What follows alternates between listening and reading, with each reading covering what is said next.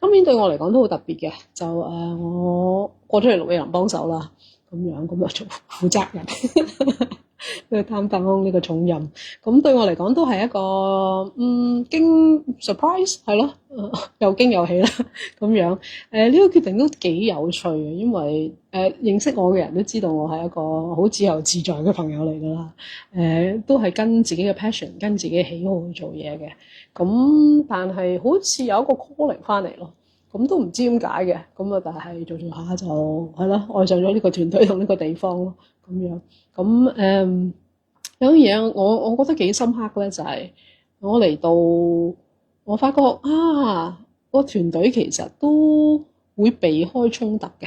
我諗我哋都係啲好有禮貌嘅人啦，亦都免得過我哋都唔想掂一啲可能真係要好硬咁樣去同人講一啲嘢。咁但係我哋啲感受有陣時噏埋咁就又你以為對方應該知道你嘅心底係點樣，咁但係有陣時直接講出嚟，人哋真係估唔到嘅咁樣。咁所以我開頭嚟，我哋都花咗唔少時間，真係去建立一種信任，我哋係可以講真話咯，即係好直接講。OK，當你咁做嘅時候，我有呢啲感受嘅喎。咁跟住我哋慢慢去研究點樣可以係真係雙贏，或者係尊重大家，不但止對事啦，但係同時亦都對人咯，即係兩邊都有種尊重同埋去體諒，同埋一齊去創造咯。咁喺呢一個底子下，我覺得先係可以。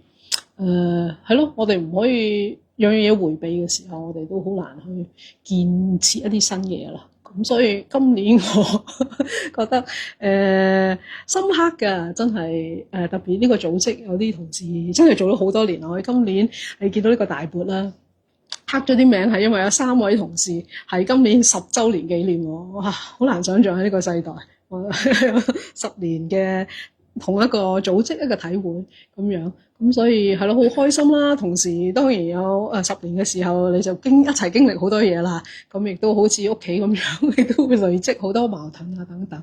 咁所以有機會梳理呢啲矛盾，同埋一齊去珍惜相聚嘅時候，係對我嚟講好珍貴啦。